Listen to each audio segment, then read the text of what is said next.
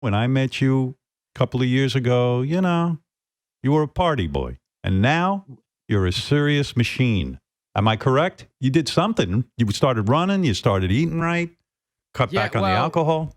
Yeah, pretty much all of that. I think becoming a dad just shifted my bedtime, which then shifted my waking up time, which then once you're up, you're up. And so I would get up with my daughter at like 5, give her breakfast, and then take her in the gym and do a workout with her. I was going to say about bad habits. I think it's a love song, a farewell love song to your bad habits. Yeah, I probably open a bottle of wine at like 7 p.m. at night, right? And then whatever happens after that happens. And, and then I got to the realization of like, what if Cherry's water breaks tonight at 8 p.m. and I can't drive her to the hospital and I have to ring someone and then they drive her. I mean, I would feel like the worst husband. So about like 3 months before 3 months before Lyra was born, I was like, right, this is my last day of having it.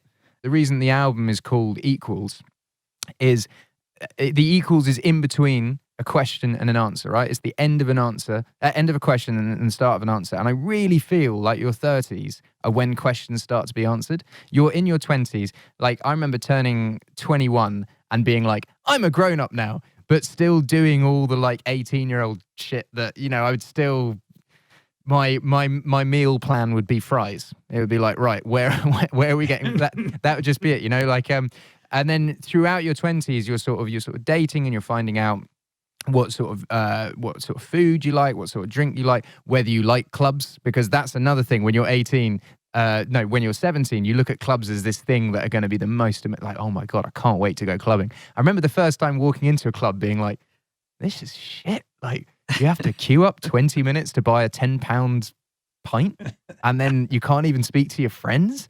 And then like, yeah, mate, I just remember it being, so anyway, you spend your 20s figuring that shit out. Now you're all cleaned up. You're muscular. I mean, you're like a different man. When you take your clothes off for your wife and it's time to get busy, does she look at you now and go, holy shit, Ed, this is like a whole new man? There is a fine balance there because you never want to be the most in shape one out of the two. And she is very in shape because she plays hockey. But I think honestly, she preferred me with a bit of meat on the bones.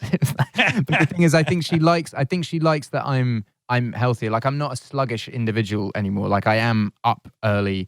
My day is full of stuff. I'm not like, on tour, I would wake up at like 2 p.m. underneath a venue and then sort of like hang out and then go on stage once the sun had gone down and then play the gig and then go out and then fall asleep on the bus and go to the next place. And you just don't see sunlight.